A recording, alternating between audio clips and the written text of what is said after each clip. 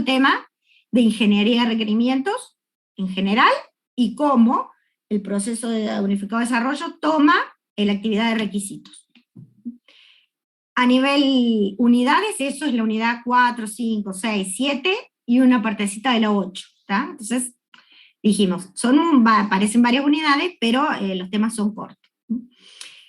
Igual, la clase que viene hacia el final, de nuevo retomamos para que todo el mundo le quede claro.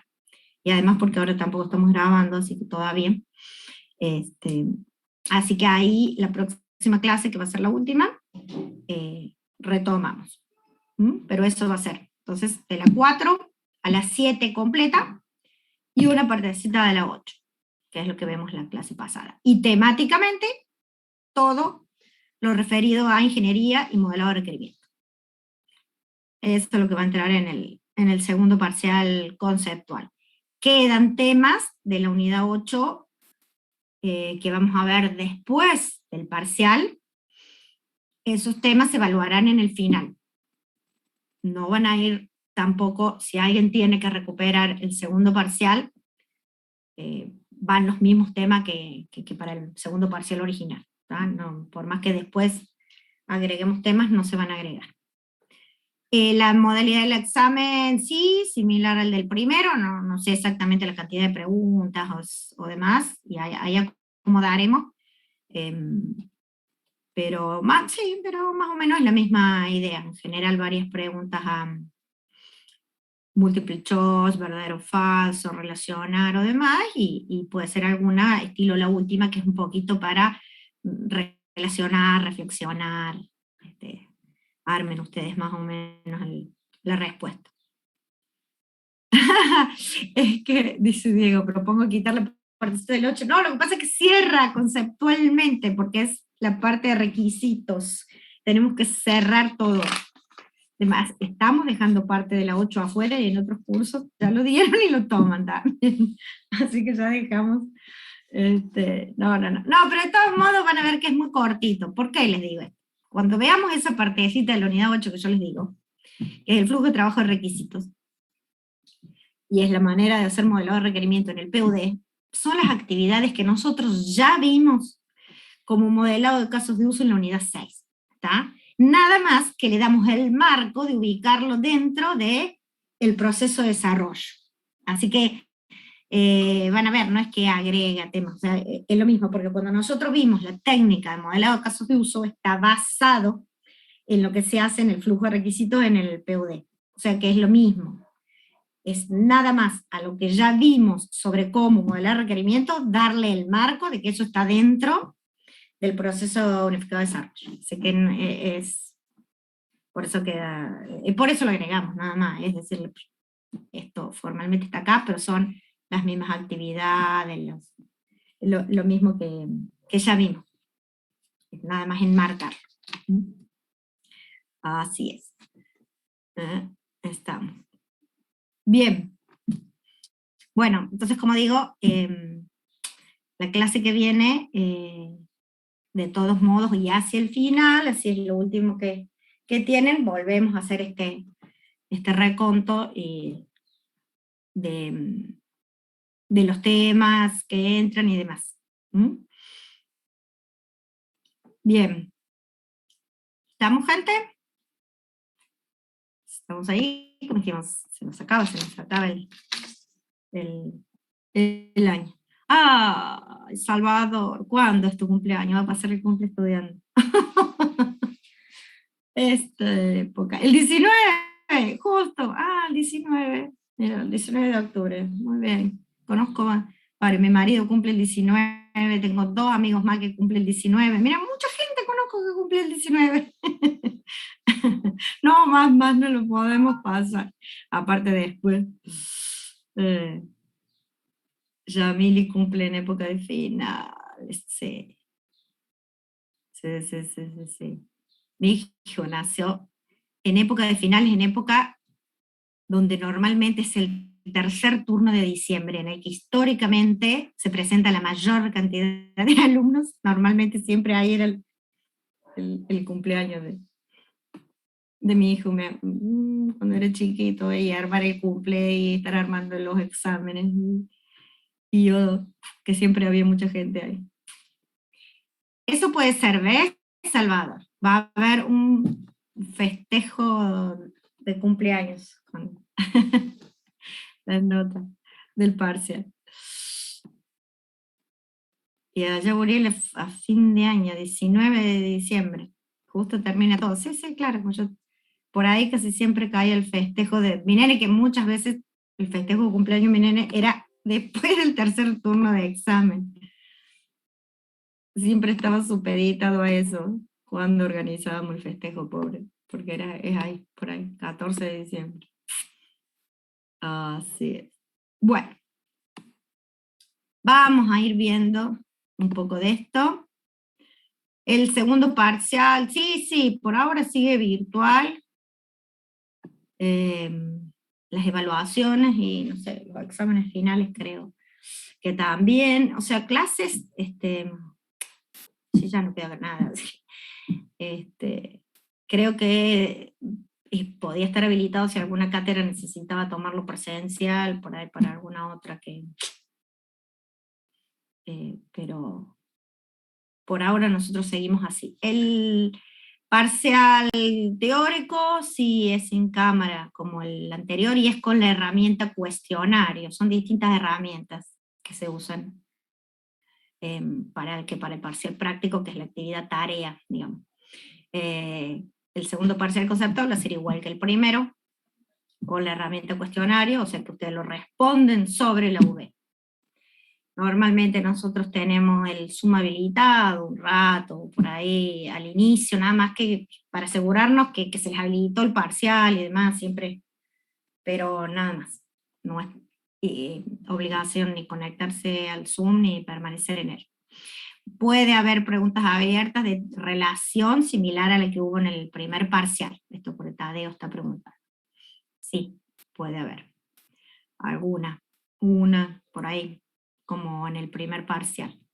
De ese tipo, obviamente, porque esto se asume que asumimos que es un parcial a libro abierto. Porque justamente no tenemos cámara, y aún con cámara, bueno, es bastante difícil. Así que por eso más bien tendemos a que sean preguntas, si son preguntas abiertas, que sean alguna cuestión de elaboración propia, digamos, para hacer de manera individual, digamos. Si no, no tiene sentido. Va a ser un copiar y pegar, digamos, de los apuntes, digamos, no hay problema. Así que bueno, a lo sumo una, digamos, por ahí puede ser una o dos, como en el otro parcial. Y si no, la mayoría de estas de relación, de verdadero o falso, a revisarlas bien, porque estas de multiple choice, verdadero o falso, demás, vieron que siempre por ahí tienen una trampita, hay que leerla bien para responder. ¿Vamos? Bueno, vamos a ir arrancando.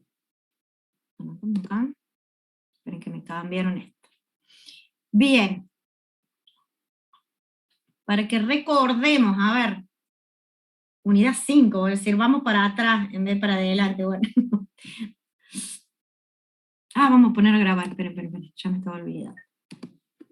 Ahí ponemos a grabar. Bueno. Ahí vamos.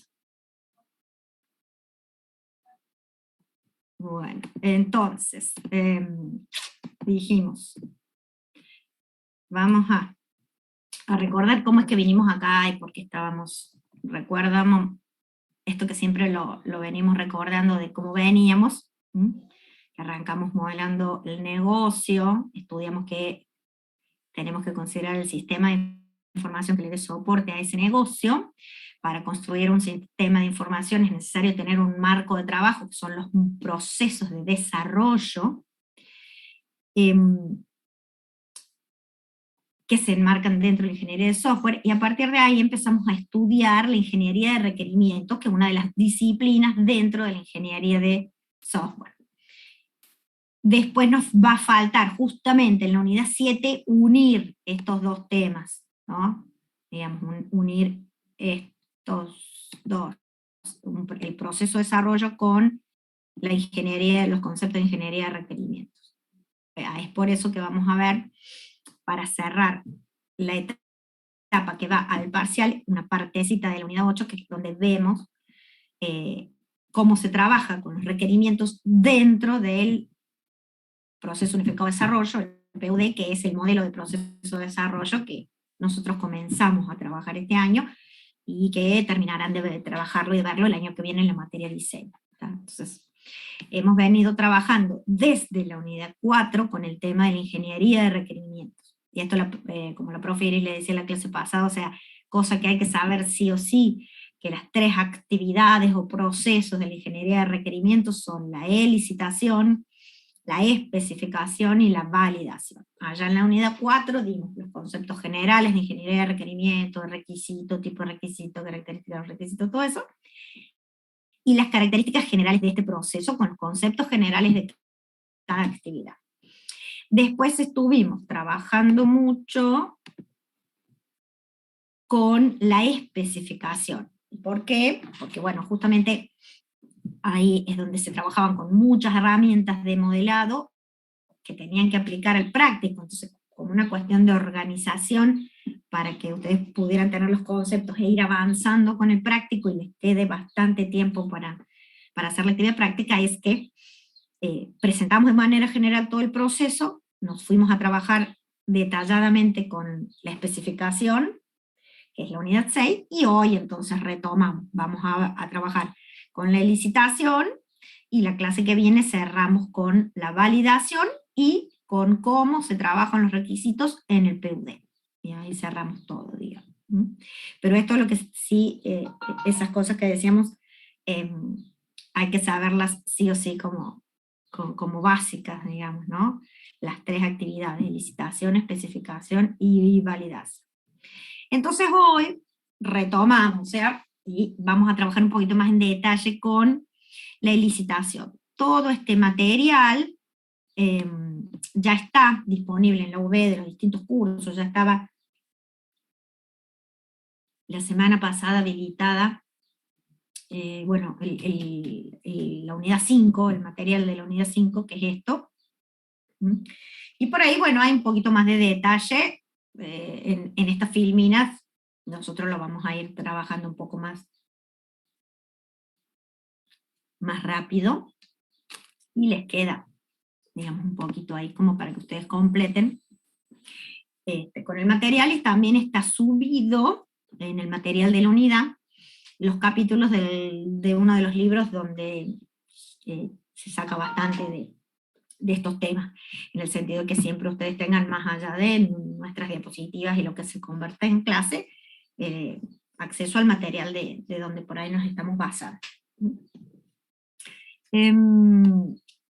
Bien, más allá de, digamos, volvemos para atrás, más allá de la definición formal, ¿qué es lo que ustedes recuerdan que hacemos en la licitación? O en base a lo que hicimos en la especificación, ¿qué se supone que había que hacer en la licitación de requerimientos?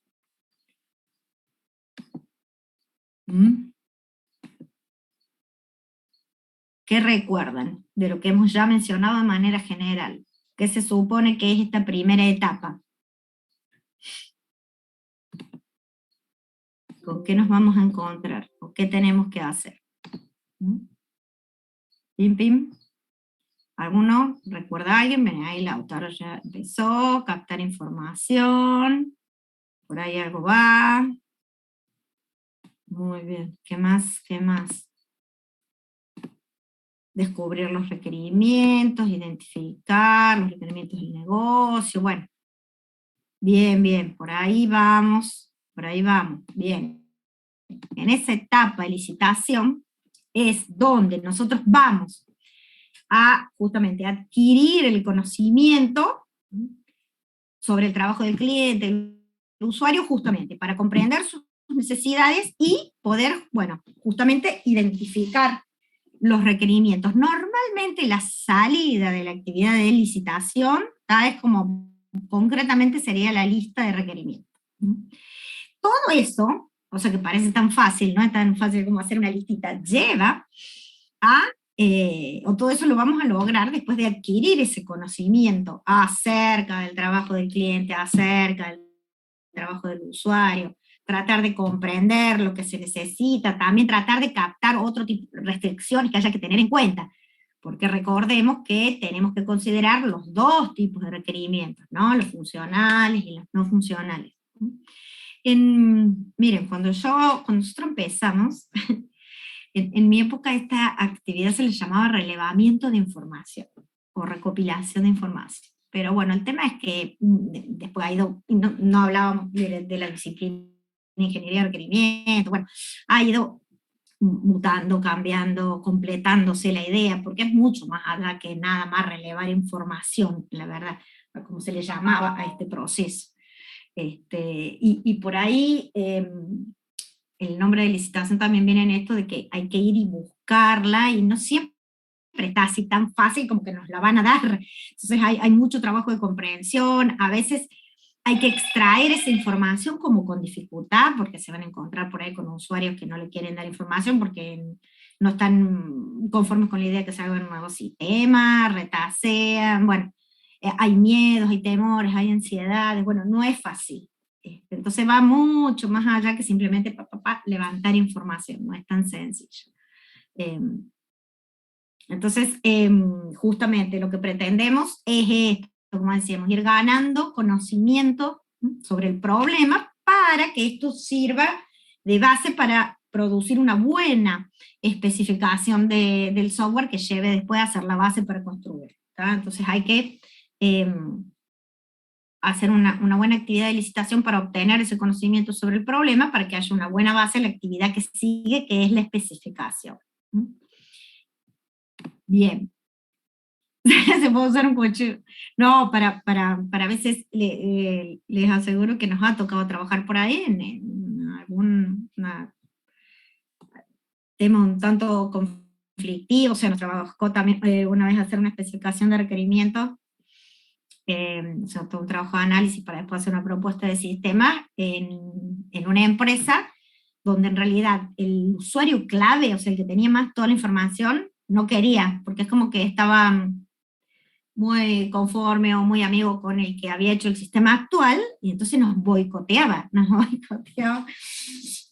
nos daba información, y bueno, ahí uno tiene que abusar el ingenio de analista e ir por otras fuentes, que es lo que vamos a ver ahora. ¿Tá? No, nunca hay que quedarse con una sola fuente, porque por ahí si esa fuente falla, estoy muy trabado, y en verdad estábamos muy trabados, pero bueno, así como había una persona que estaba trabada, detectamos a otros usuarios que sí estaban muy interesados en cambiar el sistema, y entonces de hecho por ahí nos permitían ver el sistema actual y hacer prints de pantalla de las funciones y demás. Sí, vamos a, sí, justamente como dice Uriel, parte de lo que vemos en estas diapositivas son las técnicas que se van a aplicar para descubrir requerimientos, digamos. Pero, obviamente, es como todo, después un poco es con la práctica, pero sí al menos vamos a ver cuáles son las técnicas y cuáles, justamente, las distintas fuentes a las que ustedes pueden recurrir para que no nos quedemos solo con una, o como si les digo, una por ahí falla y era el usuario clave. Pasó de todo en mí cuando hicimos nuestro proyecto final. Nuestro usuario clave era una persona, era un amor, y estaba recontenta y nos dio todo, pero hasta nos atendía en su horario de almuerzo, etcétera. Pero bueno, después por ahí se encuentran con otros que no están tan contentos con cambiar el sistema, hay que saber ganárselo también, o bueno, recurrir a otras fuentes, pero siempre se puede, digamos. Por eso no es tan sencillo así como decir voy a relevar información, listo, tarea fácil. Entonces, primero tenemos que saber esto, cuáles son las fuentes a las que yo puedo recurrir para buscar esa información. Y después tenemos las técnicas que podemos aplicar para buscar la información y obtener el conocimiento de estas fuentes. Como hablamos de fuente, obviamente que la primer fuente son los usuarios y otros involucrados, o sea, stakeholders en general, que les llamamos, son los involucrados o interesados en el sistema. Y entonces de ahí vamos a tener usuarios de distinto nivel, los usuarios operativos, del cual uno buscará información detallada sobre cómo se están haciendo las cosas. Por ahí un poco es lo que nos había fallado, en un par de situaciones en la vida nos boicotearon. Después tienen otros usuarios, los usuarios de otros niveles, que más bien nos van a dar idea de qué pretenden del sistema, cómo quieren que funcione, qué tipo de información un poco más general quieren obtener del sistema. Otra fuente es el tema de formularios y documentos, está muy relacionada también con esta otra que está más acá abajo, esta está relacionada con esta, ay, me fue mucho, con esto, más o menos están relacionadas, que son los formularios que se use actualmente en el sistema, o documentos, o informes, reportes que se produzcan en el sistema actual. Normalmente algún sistema hay, hoy algún tipo de automatización, todas las empresas tienen, por ahí lo que se pueden encontrar hoy en día, que por ahí, si no hay un sistema ya informático instalado, pero por ahí la gente va teniendo como muchas planillas Excel o colaborativas o demás, cosas repetidas. Entonces, ahí hay que tratar de capturar la información acerca de todos los formularios que se manejan, supongamos, para cargar datos en el sistema, o formularios generados por el sistema, reportes que se hagan y que salgan del sistema actual, o de planillas que usen en este momento, y esto hay que tratar de captar lo que sea formal como lo que es informal, porque también nos ha pasado de decir, bueno, sí, ya tienen un sistema andando, pero te encontrás con un usuario que te dice, bueno, sí, pero yo a su vez esto lo registro en esta planilla mía, y que normalmente, o sea, y que van teniendo otros registros informales, más allá de lo formal, aún en el caso de que haya algún sistema o algún proceso definido. Y normalmente si eso pasa es porque el usuario no le está teniendo confianza al sistema actual de que va, y eso lo lleva a ir generando sus propios registros muchas veces. Así que esa es una de las cosas ricas para descubrir, porque si eso pasa, es como que el usuario está salteando a lo mejor el sistema actual, significa que el sistema actual está generando un problema, o no le brinda la información que necesita, o no le tiene confianza, y eso puede ser porque alguna vez ha fallado el sistema actual. Entonces, todos los problemas que les esté dando el sistema actual, o si no hay sistema actual, la manera en que estén trabajando, ya les digo, con planillas, con documentos informales. Entonces, todo eso es lugar rico para ir capturando, digamos, información, e ir pudiendo deducir requerimientos para el nuevo sistema. Respecto a los formularios, supongamos que hay un formulario, que es como para completar y después cargar datos en el sistema.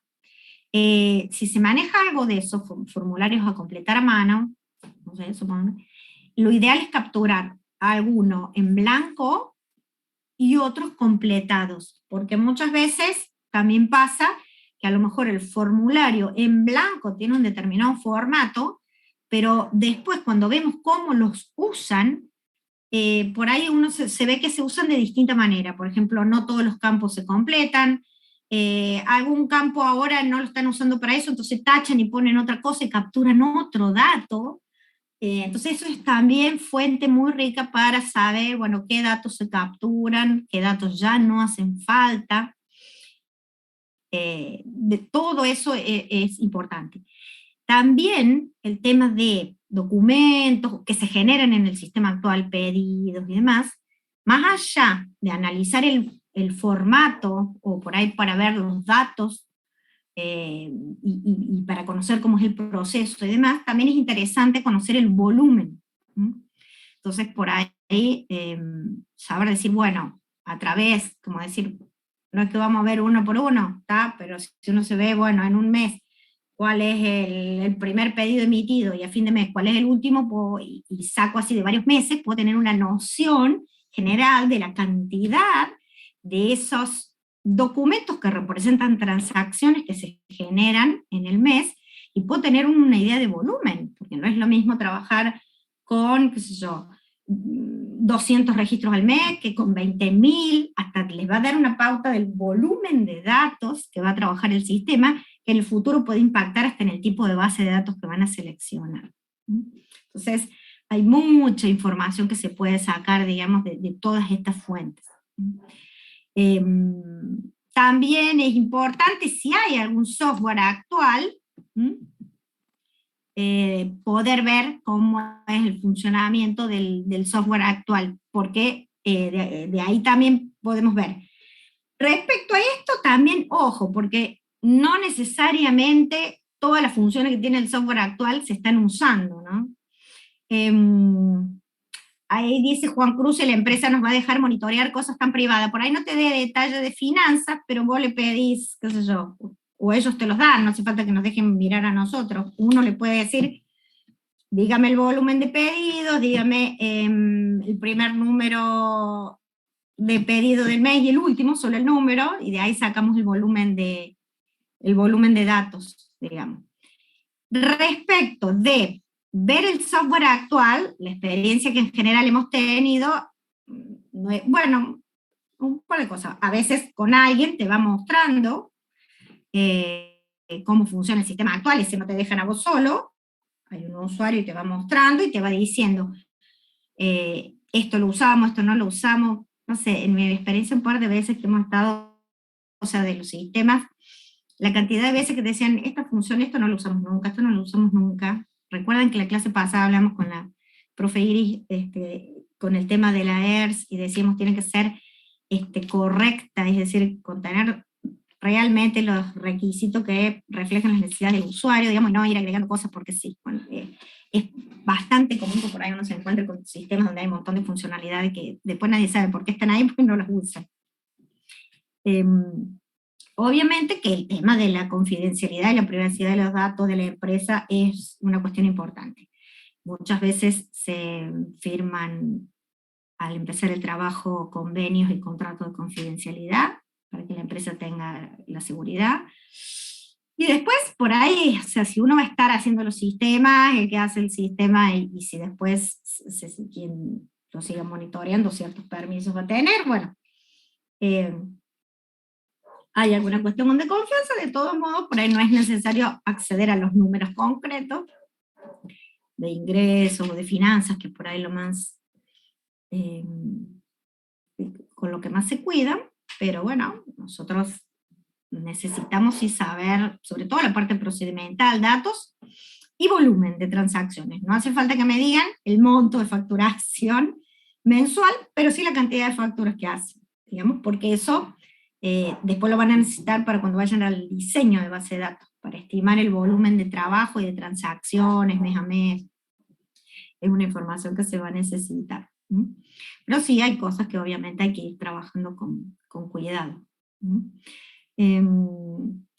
Respecto de ver el funcionamiento del software actual, lo que muchas veces, cuando nos permitían, hemos hecho es tomar notas. Bueno, ahora si les permiten, o le pueden sacar fotos a las opciones del sistema, o en algún momento nos dejaban hacer, bueno, print de pantallas, para ir viendo las opciones del sistema. Ahí en esa experiencia que les cuento, que teníamos el usuario clave que nos boicoteaba, no quería un nuevo sistema, teníamos otro usuario bastante importante también, o por lo menos con acceso, que sí quería un nuevo sistema. Entonces sí nos permitió en ese momento sacar como print de pantallas de las distintas opciones del sistema, para que nosotros tuviéramos una idea del detalle del funcionamiento y de los procesos actuales que tenía el sistema. Todo, obviamente, tiene que ser con permiso, con el otro usuario, digamos, allí. A veces lo hacen ellos, o bueno, a veces te dejan que vos saques o un print de pantalla, o ahora, si nos permiten, podrían ser fotos, pero todo siempre de una manera muy cuidadosa y con autorización, ¿verdad? y además, normalmente siempre, también, como dije, por ahí muchas veces se firma un convenio de confidencialidad donde uno se compromete a no divulgar y que esa información solo va a ser usada para el proyecto. Si no hubiera un sistema de software actual, ver si, como les digo, se usan de todos modos planillas colaborativas, otro tipo de automatización, o hay veces en algunos proyectos en los cuales se analiza otro software similar, ya sea de la competencia o genérico, para también tratar de ver qué funcionalidades le van a convenir, digamos, al usuario. O sea que no lo descartemos, ¿ah? Por ahí también eso está. Y también alguna vez, de hecho también me ha pasado en algún proyecto en que uno de los usuarios clave nos llevó a ver un sistema en su trabajo anterior, digamos, bueno, ay, disculpen que está... No, sé que si mi hijo se ha ido a pasear y no sé si se escucha, pero está el perro como loco porque lo han dejado encerrado. Bueno, parece que se fue. No me va a voltear. Entonces, también eso, a veces también nos ha pasado por ahí, de que el usuario te lleve a ver otro sistema porque quiere que uno saque idea, que lo haga parecido, bueno. Todas este tipo de situaciones se pueden dar. Una de las más raras que nos encontremos es esto, que nos encontremos con manuales, es medio difícil, pero bueno, también podría ser que uno se encuentre ya con manuales de un sistema actual, o manuales de política de la empresa, o manuales de procesos y procedimientos que de todos modos hay que respetarlo, hay que considerarlo, es decir, uno tiene que ver qué de todo esto me puedo encontrar. Si tenemos manuales, no demos por sentado que lo que dice el manual es lo que se hace. Lo que está en el manual es el deber ser. Después por ahí el hacer es distinto. Entonces, siempre vamos a tener que corroborar, supongamos que el manual diga cómo es el proceso y demás.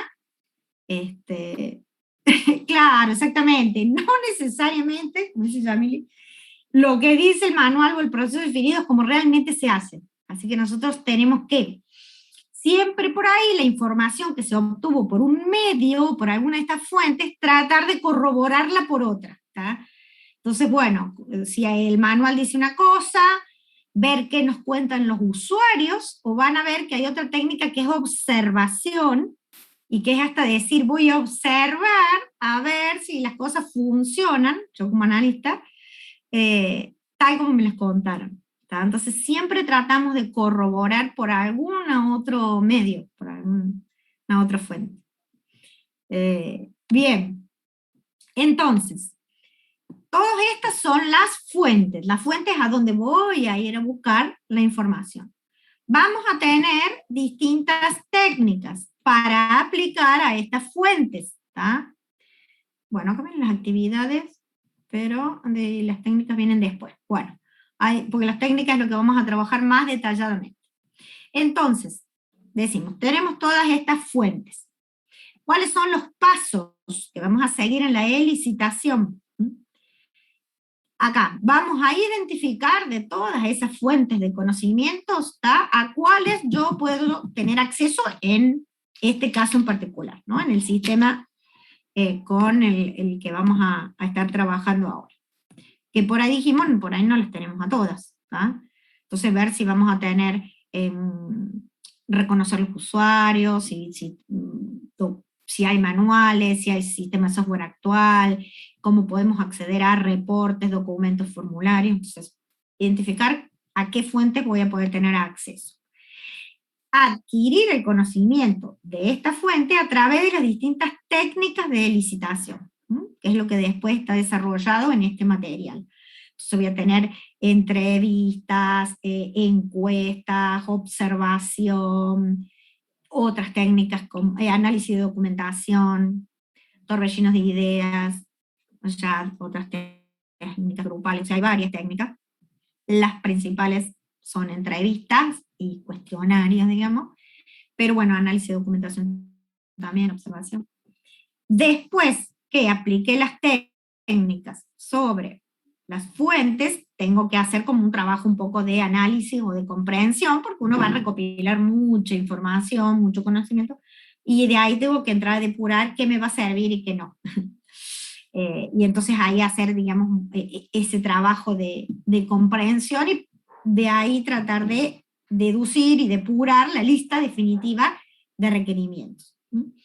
Y se va a producir mucha información y mucho conocimiento que después voy a usar en la etapa de especificación. Normalmente los roles, o sea, suelen ser parte del mismo trabajo, equipo, digamos. Entonces, por ahí algunas de las mismas personas que hicieron algunas de estas tareas son las mismas que trabajan en especificación y a veces no. Pero bueno, material hay que dejarlo disponible para que después busquen detalle el que está especificando.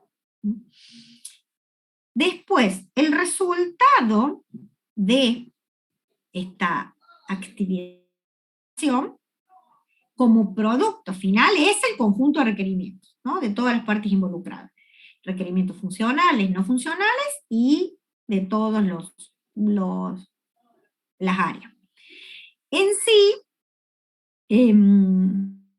esto implica, es como un proceso de creación de modelos, es decir, uno se empieza a armar un modelo más allá de que como producto formal no hay, como producto formal de la licitación no hay, no hacemos el modelo, más los modelos los hacemos formalmente en la especificación, pero uno los empieza a bosquejar a los modelos, porque a lo mejor para ayudarme voy armando un modelo de dominio, voy armando, bosquejando un modelo de casos de uso, y si no lo hago así en borrador, pero al menos me lo voy armando en la cabeza, por eso vamos diciendo, nos vamos armando ciertos modelos mentales para ir capturando todo obteniendo todo el conocimiento del usuario. ¿Tá? Entonces, no se producen modelos formales como resultado,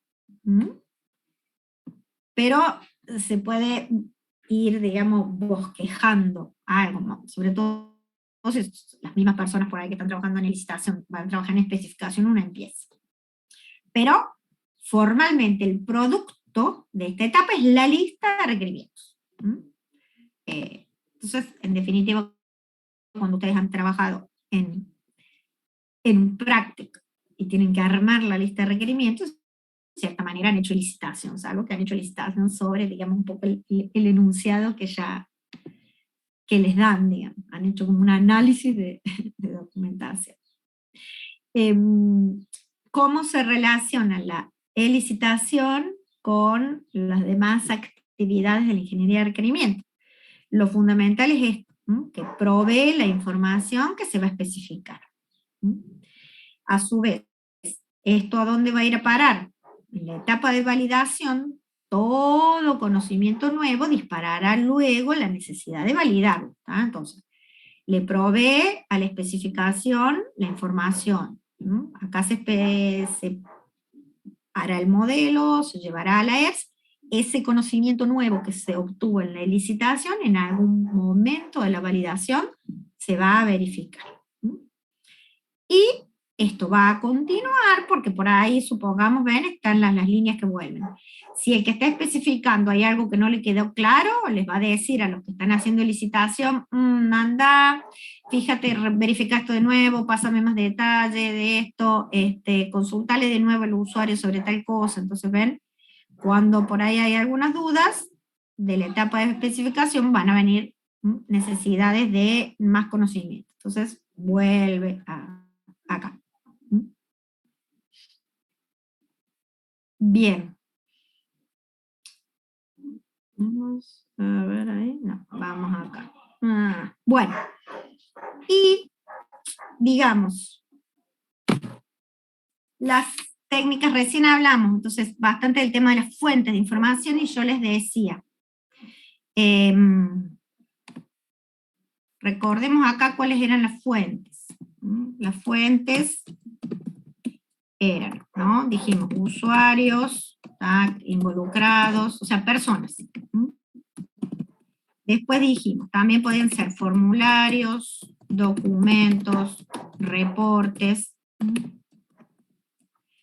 podían ser manuales del software, estándares, bueno, y demás.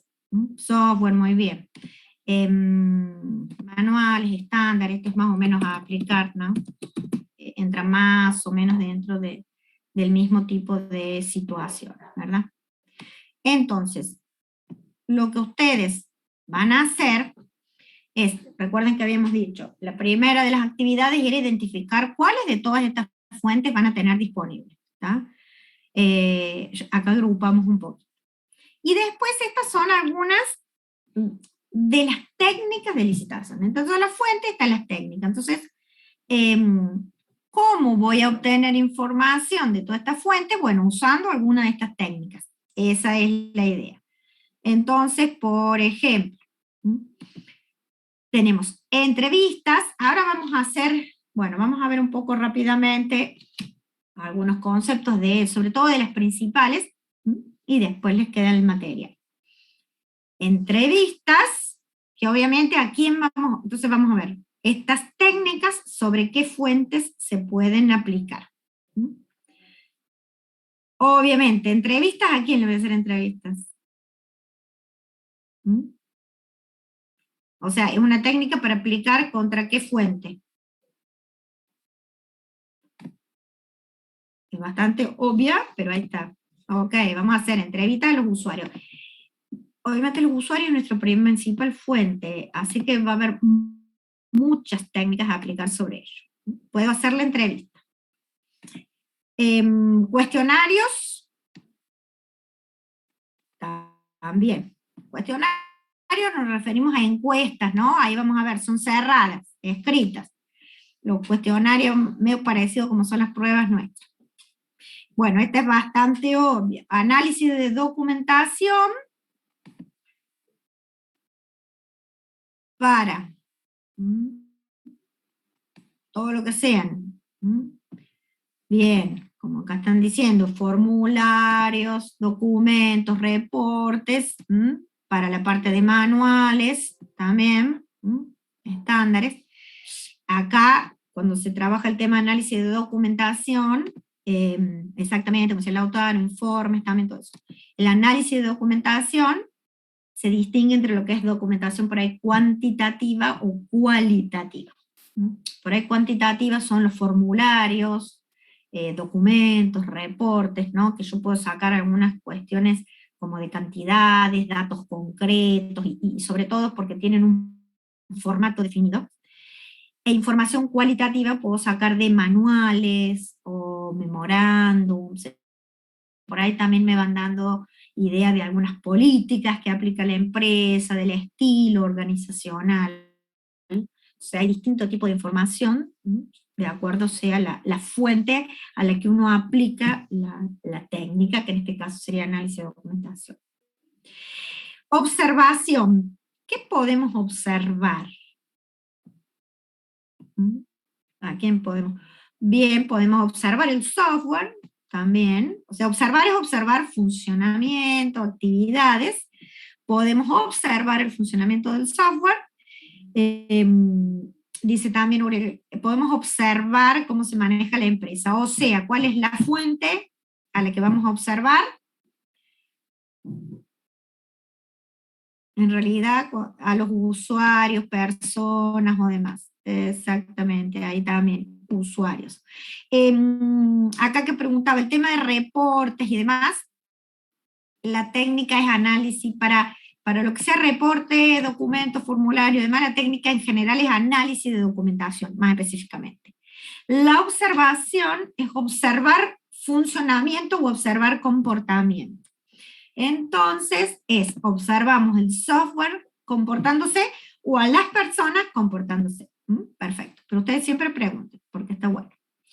Estas técnicas ya, o torbellino de ideas, ay, me quedo como grueso, son técnicas como grupales, ¿no? Tienen en común el hecho que participan de varias personas, porque cuando hacemos entrevistas, en general es más, tomamos como ya vamos a ver ahora, un usuario, se los vamos haciendo de a uno.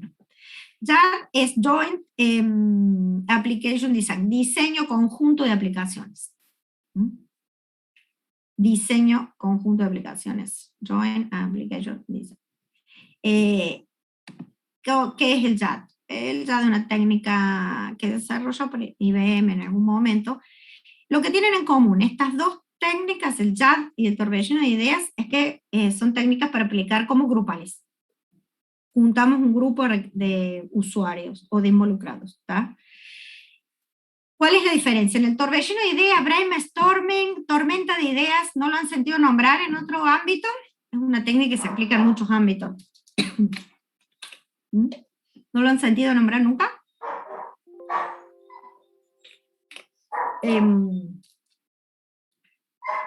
Sí, por ahí. Se aplica en otros ámbitos también, para armar trabajos creativos, en innovación y demás. En el torbellino de ideas tiene justamente algunas particularidades que, bueno, se juntan los grupos, se propician las ideas libres de prejuicio, que se tienen muchas ideas y así. Por ahí, la primera etapa es sin autolimitarse, cuando decimos sin prejuicios, es sin hacer un juicio previo, de decir, voy a tirar esta idea y de entrada no, eso va a ser muy caro, eso va a ser irrealizable, no, hasta cuanto más locas parezcan las ideas mejor. Entonces es como más una herramienta más tipo libre y creativa, no quiere decir que después nos quedemos en esa parte de las ideas así locas demás, después se hace una depuración, un análisis, pero han salido muchas cosas buenas a partir de tirar ideas así libremente. Ahí.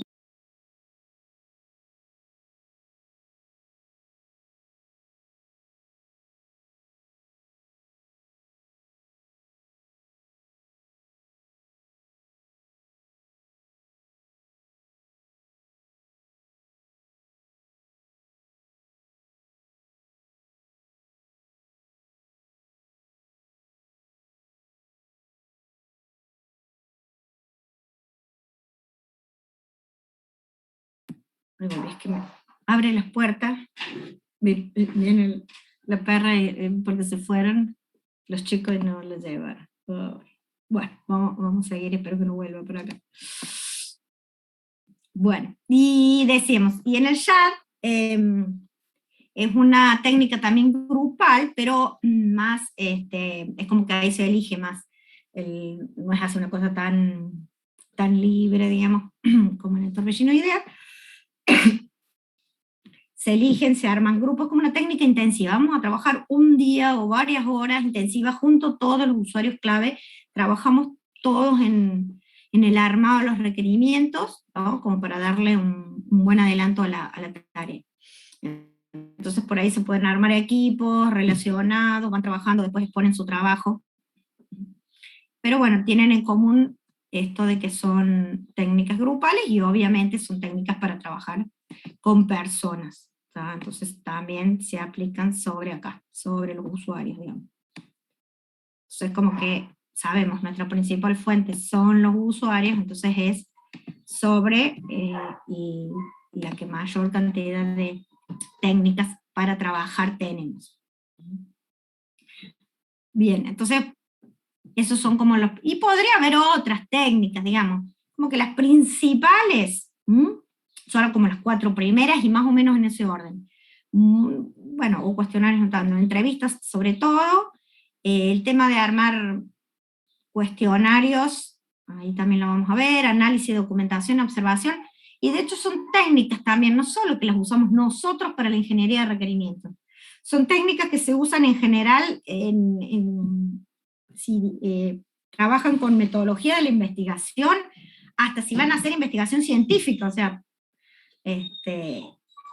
cuando se trabaja en metodología de la investigación, van a ver que las técnicas para obtener información son estas. Cuando cursamos metodología de la investigación en la maestría en docencia universitaria, que era parte también, se lo veía ahí como si uno iba a hacer investigación, digamos, científica, y veíamos el método científico y veíamos estas técnicas, digamos. Entonces es como que son comunes, no solo son nuestras, digamos, pero son las principales que trabajamos nosotros en nuestra tarea de licitación. Acá en este material están todas desarrolladas, vamos a hacer, digamos, un poco un paoneo por cada una de ellas, de las principales, o por ver las pautas, entonces decir, bueno, ¿qué tienen que tener en cuenta eh, al ir trabajando con cada una de estas técnicas? Y después, obviamente, sí, son las pautas para trabajar y como todo, la experiencia después, cada uno de ustedes le va a ir poniendo, digamos, su impronta. En principio, la entrevista, cuando hablamos de la entrevista, decimos es una conversación dirigida con un propósito específico, en un formato de pregunta y respuesta. Entonces, a ver, no es una conversación cualquiera. Pregunta Diego, en general vamos a usar las técnicas en conjunto. Sí, exactamente, Diego. Es decir, no es que vamos a usar una sola de estas técnicas, ¿está? Siempre se aplica más de una. Perfecto. Y como yo les decía, siempre trataremos de ratificar o rectificar la información que hemos obtenido. Entonces, lo ideal es aplicar más de una de estas técnicas. Y como decíamos, fundamentalmente las 4 primeras. Una buena licitación aplica varias de estas técnicas y sobre todo de las 4 primeras. No tenemos que quedar con una sola cosa, porque hay que corroborar la información. Entonces, elemento clave acá en la definición de entrevista es una conversación, pero no con cualquier conversación, está dirigida porque nosotros ya hemos armado y tenemos un formato de preguntas ya armadas, ¿está?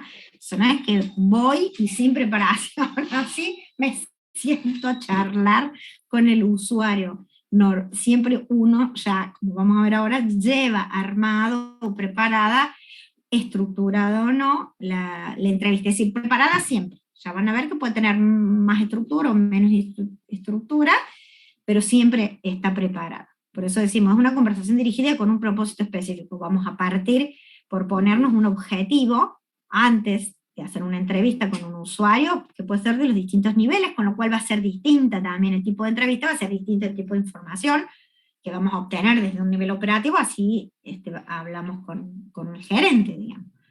Pero para sacar provecho,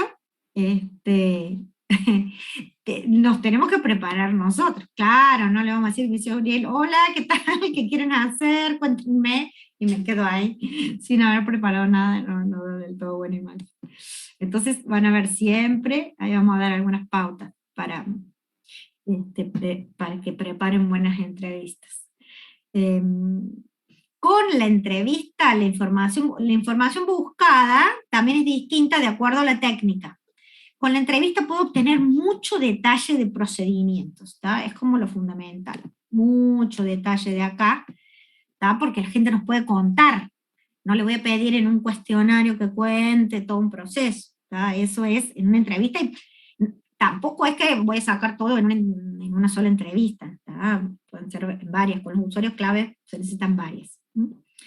Pero también otra información rica es opiniones, y cuando decimos sentimientos, nos decimos por ahí sentimiento respecto a cómo se siente la persona respecto a su actividad, su tarea, al sistema actual, si le genera problema, angustia, si no le da lo que necesita, ¿está? Y demás. No es que voy a preguntar si otras cuestiones, pero muchas veces uno eso lo capta. A veces lo dicen, y a veces uno tiene que aprender a captarlo. Entonces ahí es que captamos por ahí, como yo le digo en esto, rechazo hacia el nuevo sistema. Claro, no le voy a preguntar por la vida amorosa de los usuarios, sino sentimientos hacia su tarea, cómo lo ayuda o no lo ayuda el sistema actual. Entonces ahí captábamos alguna vez de las dos cosas, gente que odia el sistema actual, que te dice que le complica la vida y bueno, que le genera tremenda angustia, y otra gente que no. Bueno, uno ahí va captando, digamos. Pero también por eso también hay distintos usuarios, pues si uno se quedara con uno, por ahí, el sistema actual andaba bárbaro, y si te quedas solo con el otro, anda pésimo, bueno. Hay que regular un poco. Así que bueno, esa es mucha la información que vamos a sacar con las entrevistas. Bueno, esto es... ¿Cuáles son las actividades, que tenemos que desarrollar? Hay que planear la entrevista. Y ahora vamos a repasar un poquito cuáles son los pasos. Vos sabés que Uriel dice, somos ingenieros y psicólogos. Siempre digo que esta parte de nuestra profesión, de nuestra materia, de lo que vemos, es la que más nos aleja de los cálculos y nos acerca a la parte más humana, sobre todo esto en el cual tenemos que hacer entrevistas o trabajar con la gente, porque no, de alguna manera, por ahí uno dice, no me voy a meter en sus sentimientos personales, pero por ahí tenemos usuarios claves y bueno, la persona por ahí de verdad, por algún problema ese día está mal, no nos presta atención, no nos contesta, nos quiere despachar rápido. Tenemos que aprender en cierta manera, ganarnos al usuario, más allá de que, bueno, hay veces si hay algún otro interés o situación por el cual no nos quieran, es medio difícil, pero bueno, hay que generar empatía, hay que asegurarle, a veces se genera miedo de que un cambio de sistema, y yo ya me sé y no sé el otro, y voy a perder mi trabajo, o sea, hay ansiedades, hay un montón de cosas que uno debe también aprender a manejar. O sea, esta parte es la que nos acerca más a estas cuestiones humanas, y nos aleja un poco de los cálculos más ingenieriles, digamos. Entonces, como esta parte nos acerca un poco más a las ciencias sociales, no tanto a las exactas, porque hay que captar cuál es el usuario clave, porque hay que ver, tratar de acomodar, hay que ver cómo son las cuestiones de la organización, uno va a hablar con el usuario, hay que ver cómo es el estilo, cómo son los jefes, hay algunos más formales que quieren que vos le pidas permiso al jefe para hablar con los empleados, con los usuarios, un montón de cosas a considerar. Y con las personas también, ¿no? Por ahí algunos notarán en un buen día y te contestan medio así nomás, hay que saber manejarlo, por ahí te vas a encontrar con gente que habla, habla, habla y habla y habla, y los tenés que cortar. Y del otro lado, que también es feo, me ha pasado encontrar con gente que es poco detallista. Es difícil sacarle información detallada y te contesta con 2 palabras. Bueno, hay que volver a buscar y a repreguntar y preguntar de otra manera, porque te contestó 2 cosas nada más y uno necesita riqueza de detalles a veces. Así que, bueno, esta parte es, me gusta hablar de sobre. Bueno, también en esto que habrá para cada uno de nosotros, bueno, el que más le guste esto, y Juan Cruz dice, me gusta escuchar, está muy bien. Nosotros muchas veces nos organizamos, porque otras, fíjense, uno planea la entrevista, la realizamos y después hay que analizar la información y elaborar el informe. En la realización de la entrevista, una de las tareas es poner el registro, ¿sí? Que ya vamos a llegar a esa parte. Más de una vez nos organizamos como de a 2, los 2 analistas. No muchos, porque aparece un tribunal, ¿no? Un usuario y un montón de gente acá preguntándole, pobre, pero bueno, de a 2 muchas veces no funciona bien. Y uno más hablaba, el otro más escuchaba y tomaba nota, pero estar escuchando o estar más atento por ahí te da la posibilidad de repregunta, o de paso el que está hablando o dirigiendo la entrevista, si no tiene que estar tomando nota, lo puede llevar adelante con mayor fluidez. Así que bueno, por ahí se combinan las dos habilidades, están buenas, ¿no? Y son necesarias. Entonces por ahí en el equipo, bueno, uno se organiza, ¿tá? De determinada manera. Entonces ahora vamos a ver, digamos, cuáles son los... Vamos, ahí van a armar equipo, muy bien. Juan y Uriel van a armar equipo. Muy bien. No, sí, de verdad, es una cuestión para manejarla ahí, porque es de donde más vamos a sacar información, y es con la gente, así que hay que tener, digamos, entonces, un manejo cuidadoso. Entonces vamos a planear la entrevista, la vamos a realizar, y después vamos a analizar la información obtenida y vamos a dejar como un informe, una minuta, un resultado y demás. Y de ahí esto como que se vuelven a repetir estos escaloncitos. ¿Qué tienen que tener en cuenta en la planeación de la entrevista? A ver si estamos acá. En la preparación, tenemos todos estos pasos, ¿está? Que por ahí algunos los vamos a pasar un poco más rapidito. Hacer una lectura previa de antecedentes, ¿está? Es decir, no ir crudito, como entonces, a ver, si no es la primera entrevista, leo lo de la entrevista anterior, ya sé que le haya hecho yo o algún otro de mis compañeros, ¿tá? Pues lo peor que puede pasar es preguntarle 2 veces lo mismo a una persona. ¿Es la primera vez que vamos? Bueno, tratamos de buscar alguna información de la empresa. Siempre hay una primera vez, en las primeras hay poco de dónde sacar, pero bueno,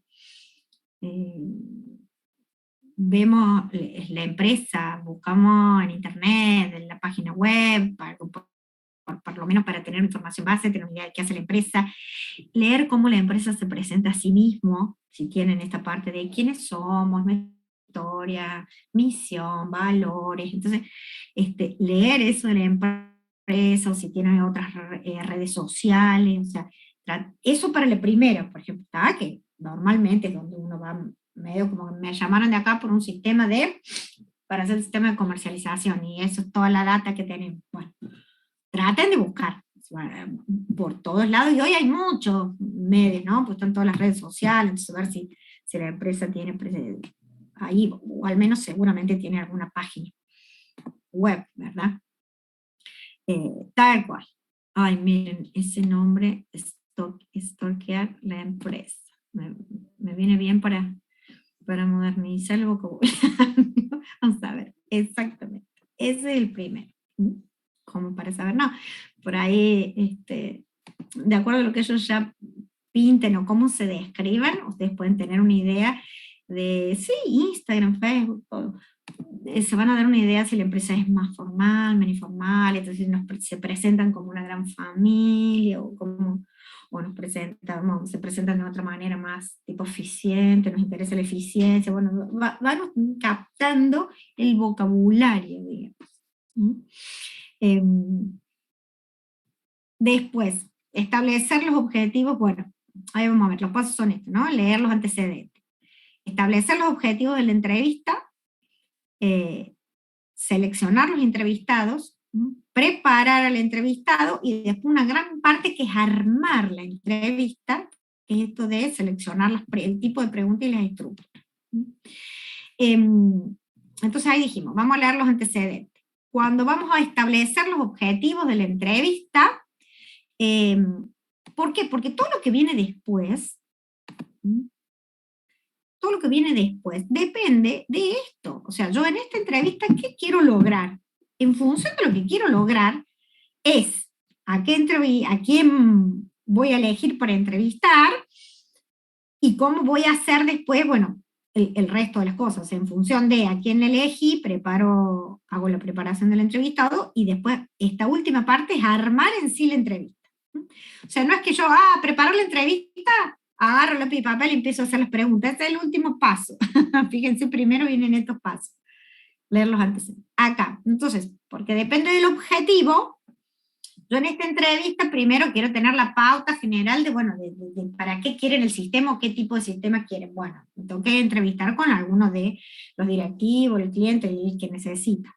Cuando ya después lo que voy queriendo es obtener el detalle de la operación, bueno, los entrevistados pueden ser la gente del área de ventas, las compras, y así. Entonces, primero, tener en claro qué quiero obtener con la entrevista. A su vez, porque eso les va a ayudar a armar después la entrevista en sí, las preguntas que van a incluir, todo en función de lo que quieren lograr. Por ahí lo que quieren lograr es primero como un sondeo para ver la opinión general sobre el sistema actual. Entonces nada más, en la preparación de las preguntas me aboco a eso. Entonces primero plantearse un objetivo. al seleccionar los entrevistados, hay que ver que tengo que contemplar que estén representados en general los distintos niveles, por ahí de la empresa. No digo en el conjunto de entrevistas y demás, que por lo menos hayan considerado a alguien del área operativa, del área táctica, del área estratégica, entonces trata, y de las distintas áreas involucradas, ventas, compras, bueno, de acuerdo al sistema que sea. Si la cantidad de empleados es mucha, no van a poder entrevistar a todos, eso lo sabemos, entonces hay que muestrear, elaborar una muestra y solo le hago entrevistas a esa muestra. ¿Cómo calcular muestras? Se supone que lo han visto ya en estadística. ¿Han tenido ya estadística? ¿La materia estadística? ¿La vieron? ¿Vieron muestreo? Establecer la población, además. Sobre todo también para la otra técnica que es cuestionario, también se suele aplicar muestreo. Bien, pues eso es para cuando no puedo elegir a todos. Obviamente, y hay... no la han cursado. Bueno, cuando creo que los que ya la cursaron para ver este tema, muestreo, establecer el tamaño de la muestra poblacional, todo eso se sigue dando, porque digamos, eso se relaciona con esto, ¿está? Entonces tú puedes decir, ¿para qué me va a servir? Bueno, acá por ejemplo lo uso. Si tienen que buscar información, no pueden hacer una entrevista a todos, o tampoco pueden encuestar a todos, tienen que aplicar muestreo. Ahí aplican lo que vieron en estadística para elegir la muestra poblacional. Elegir el tamaño de la muestra y después aplicar el tipo de muestreo. Aleatorio simple, bueno, aleatorio compuesto, bueno, había varios tipos ahí de muestreo. Cuando van eligiendo hay que ser estratégicos, tengo que tratar de buscar los usuarios clave, los que tienen más antigüedad, no voy a entrevistar a un empleado que entró hace 15 días, digamos, entonces ahí seleccionar, ser un poco estratégico. Preparación del entrevistado, que es armar una agenda, hacer una cita, no es que se le van a aparecer así, hola, te vengo a entrevistar, entonces hay que avisar con tiempo, no hay que planificarla demasiado larga, o sea, originalmente, bueno, más o menos, 1 hora, 5 minutos, porque puede entrar a ser cansador, aburrido, la gente a lo mejor los atiende en tiempo de trabajo y está descuidando sus tareas, o se los atiende en el tiempo libre, pero, bueno, es su tiempo libre, entonces hay que ver. Ustedes tienen que ver si la organización es muy formal, por ahí tienen que pedir autorización para hacer la entrevista. ¿Cuán formal es esa autorización? ¿Basta con un mail, basta con un llamadito, basta con un WhatsApp? Bueno, hay que ver, de acuerdo a la organización que ustedes están trabajando, supongo que no es lo mismo alguna pyme más chica que si van a hacer un trabajo en la CONAE, digamos. Entonces, inclusive en algunas empresas también hasta hay todo un protocolo para que puedan entrar, digamos, a hacer la entrevista. Entonces hay varias cosas de eso.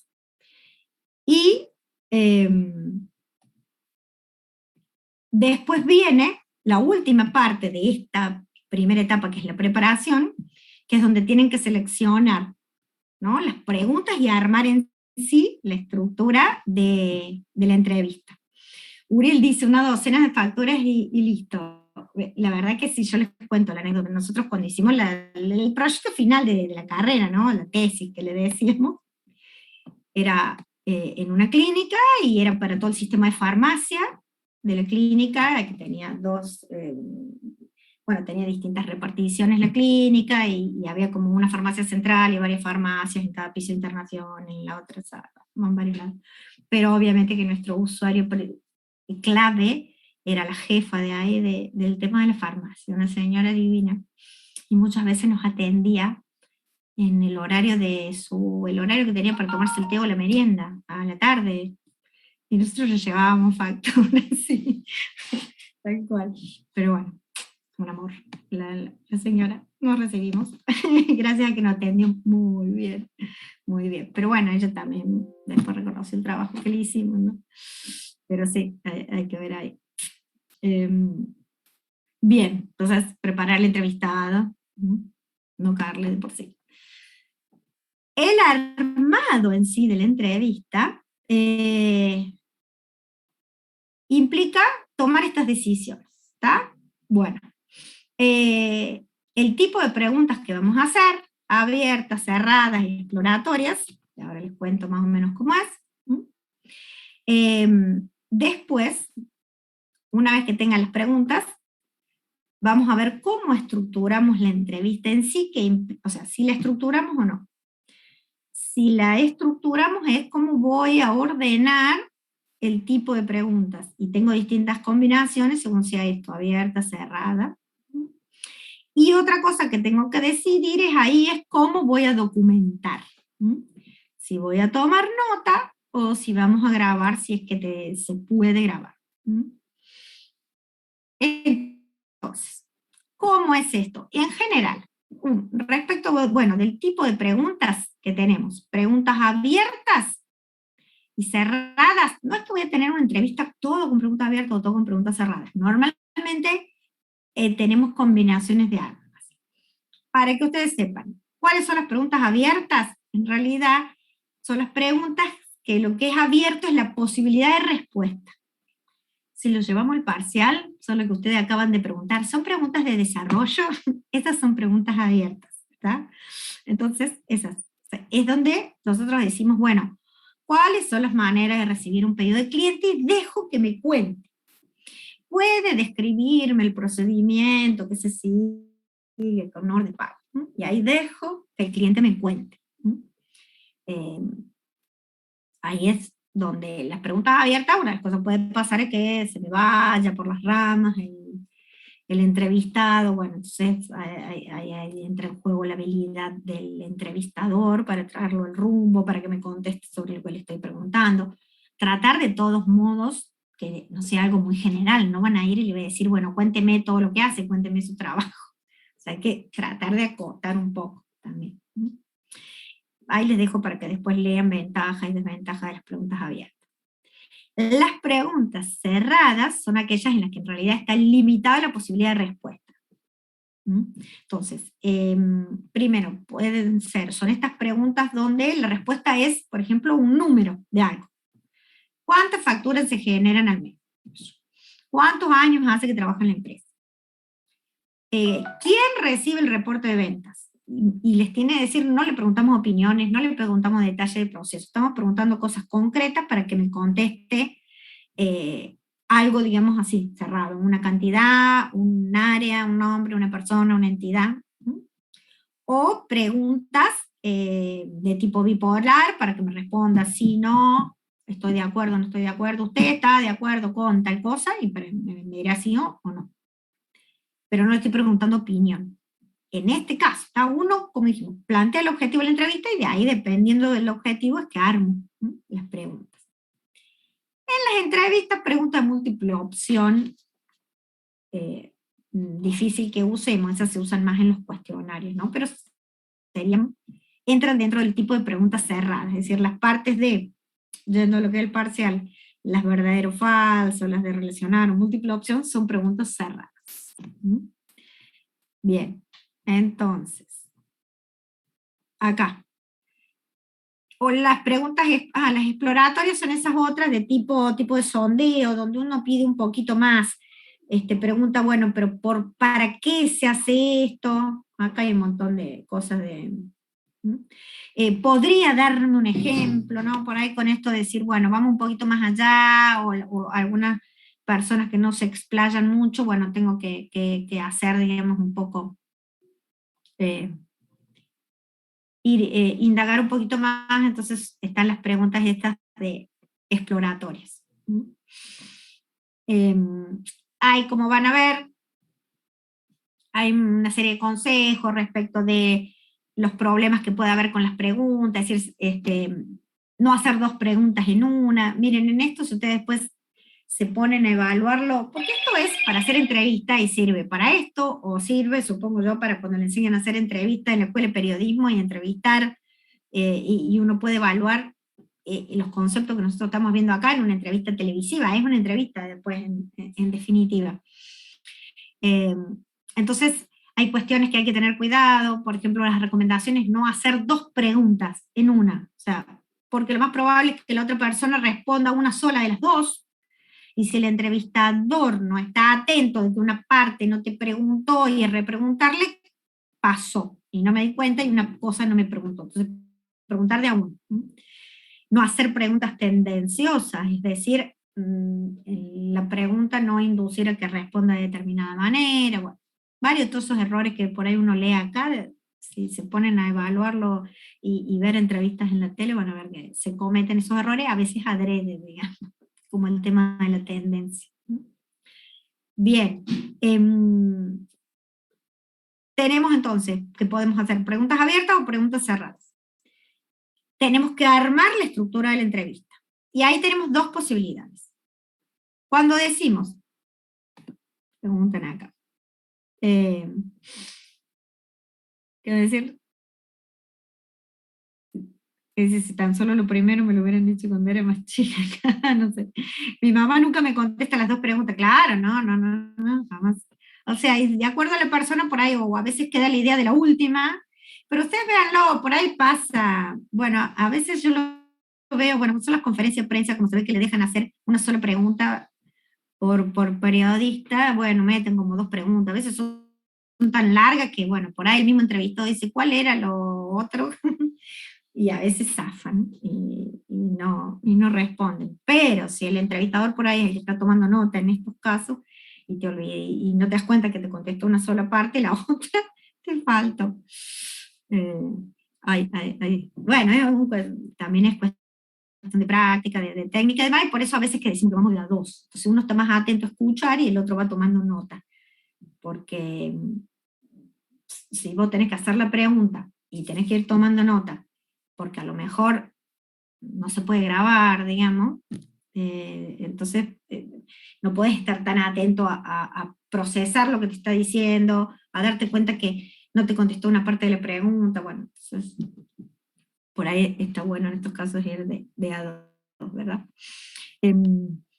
Entonces decíamos, bueno, ¿cuáles son las posibilidades de armar la entrevista? Entonces, cuando decimos una entrevista no estructurada, guarda que no quiere decir que no está preparada, ¿eh? No, la entrevista no estructurada significa que yo tengo el listado de las preguntas, pero no significa que sí o sí voy a seguir taxativamente un orden. Normalmente suelen ser las primeras entrevistas, cuando todavía no tenemos una idea clara de qué se pretende del sistema, a veces con los clientes más de tipo estratégico, demás. Entonces me llevo un listado de preguntas y a lo mejor hago la 1 y pasé a la 3 y después me fui a la 5, después volví a la 2 y no tengo la estructura armada, pero están preparadas. Y cuando yo tengo una entrevista bien armada y estructurada, puede tener estos tres tipos de estructura. Que se llaman así, pirámide, embudo o diamante. Y esto de pirámide, embudo o diamante es por lo siguiente. La puntita así finita, chiquita, significa preguntas cerradas, ¿tá? Y la parte esta ancha significa preguntas abiertas. Entonces, si yo estructuré mi entrevista con forma de pirámide, significa que empiezo con preguntas cerradas y después voy abriendo y termino con preguntas abiertas. Entonces esto por ahí, dependiendo un poco del entrevistado, hay gente o que le cuesta hablar o que por algún motivo por este tópico, este tema no quiere hablar o dependiendo a veces de la personalidad, ¿no? Hay gente más retraída. Entonces empiezo con preguntas cerradas, ¿en qué área trabaja usted? ¿Cuánto hace que entró a la empresa? Papá, bueno, le hago, pasa tal cosa, como para que me conteste sí, no, un número o algo, y de a poco lo vamos induciendo y le vamos haciendo preguntas más que se explaye, por ejemplo. También esto puede usarse en el caso de que sea una segunda entrevista y en la primera parte corroboro algunos datos de la entrevista anterior, como decir, bueno, entonces quedamos que de la orden de pago se hacían tantas copias, ¿sí? ¿No? Y después entro al tópico nuevo, y eso también puede ser alguna de las formas para usar esta pirámide. Embudo es al revés, empiezo con preguntas abiertas y termino con cerradas. esto por ahí se me encuentro con un usuario que está muy entusiasmado con el sistema, que quiere contarnos todas sus necesidades, que no nos quiere plantear todas sus ideas, bueno, pero, entonces, bueno, lo dejábamos hablar, que se explaye, pero por ahí, para que no se nos extienda mucho la entrevista, después lo tenemos que ir cortando, porque si no, en vez de una hora se nos van a ir 2 o más. Entonces, ¿cómo cortamos elegantemente? Con preguntas cerradas. Entonces, hacia el final, me va contestando sí, no, hasta que llegamos al cierre, dijimos, bueno, seguimos en la próxima entrevista. Por ejemplo, esa es una situación donde me convendría esa estructura. Y la diamante, como se podrán imaginar, es un poco de las dos. Arrancamos con preguntas cerradas, que puede ser a lo mejor para corroborar algo de una entrevista anterior, nos explayamos, vamos con preguntas abiertas y volvemos a terminar la entrevista con preguntas cerradas. Entonces, bueno, de ahí, acá tienen después, digamos, un detalle, digamos, un poco sobre lo mismo, y decíamos, decidir ahí cómo voy a hacer el registro de la entrevista. Que estos eran, digamos, nuestros pasos.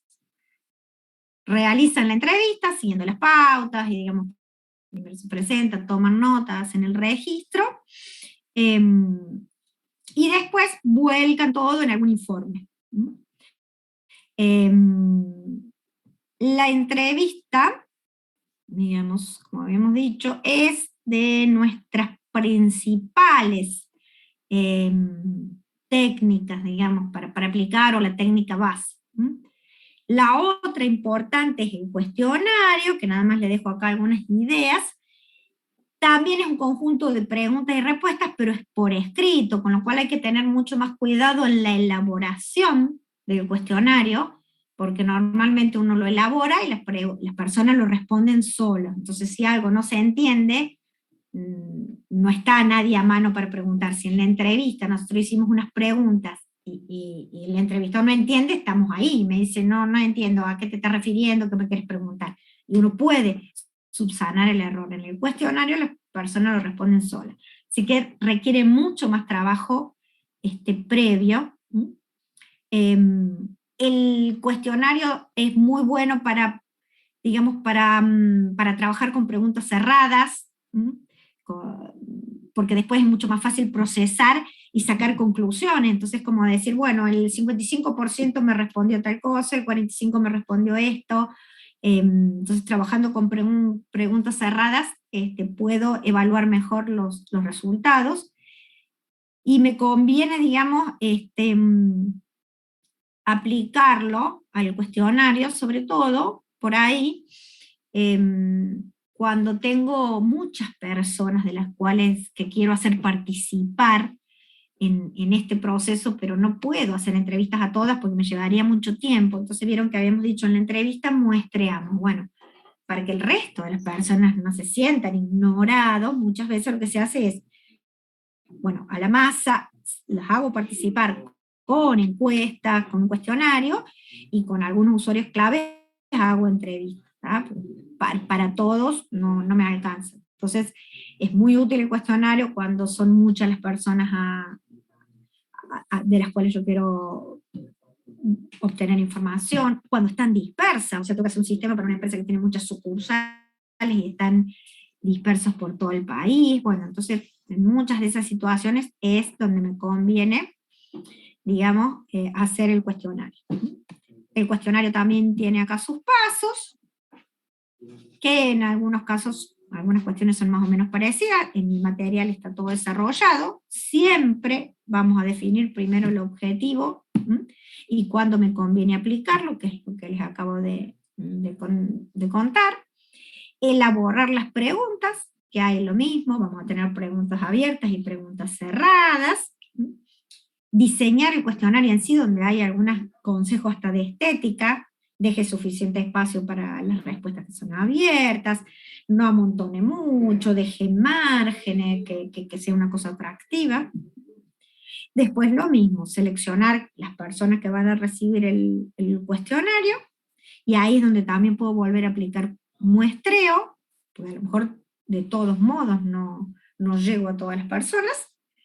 Y después aplicar el cuestionario en sí, asegurar confidencialidad y anonimato, digamos, si por ahí estoy buscando opiniones y quiero propiciar a que los usuarios respondan tranquilos, tengo que asegurarle que va a ser anónimo y que sus respuestas van a permanecer así, que solo se va a usar la información para recopilar los requerimientos del sistema. Esas son algunas de las recomendaciones, digamos, con el tema de los cuestionarios, ¿tá? Pero son las dos técnicas más utilizadas, ¿no? Entrevista y cuestionario, junto, bueno, con también el tema de análisis de documentación y en menor medida observación, pero también son de las que podemos, digamos, trabajar, digamos, y aplicar. ¿Mm? Bien, gente, les dejo, ¿qué les pareció este tema? Como yo les digo, es más, es la parte que se nos aleja un poquito de modelado, de cálculos, del más lo ingenieril, y acá es donde tenemos más en cuenta la relación humana, digamos, ¿no? Sí, se mete, sí, exactamente, esta es una parte más humanista, entra un poco más la psicología, es más donde entran otro tipo de habilidades y de sensaciones. Está buena esta parte, está buena esta parte. Así que bueno, les queda más material. De hecho, en el libro es gracioso porque que trata este tema, en la parte de las entrevistas, hasta recomienda decir, llegue, preséntese, da todas las indicaciones así, digamos, casi como de protocolo. Pero bueno, está bueno. Y, digamos, la variante que nos dio, digamos, el año pasado, que antes esto solo se concebía muy de tipo personal, pero bueno, puede que ahora se hagan un poco a través de Zoom, aunque es más rico también, ¿no? Porque se puede apreciar lo gestual, la parte, porque uno se da cuenta más allá de lo que nos está respondiendo la persona por los gestos y la actitud corporal, digamos, de algunas cosas, así que es bastante rica, digamos, esa parte. Claro, todo lo que es el lenguaje corporal es muy importante y eso lo podemos ver en una entrevista. En el cuestionario podemos pedir una opinión, pero tenemos solo la parte escrita. La verdad que la información de primera mano que nos da una entrevista personal es muy importante. Bueno, gente, este material está a disposición, así que bueno, si quieren le terminan de... Sí, ya calculo que el año que viene vamos a volver un poco más a la vida más normal, esperemos que sí. Les dejo, queda el material para todos los cursos, ¿está? Así que bueno, cualquier cosa le dan una mirada y si quedó alguna duda, lo retomamos la clase que viene. Pero sí, esta parte está buena. Bárbaro. Gracias a todos por participar.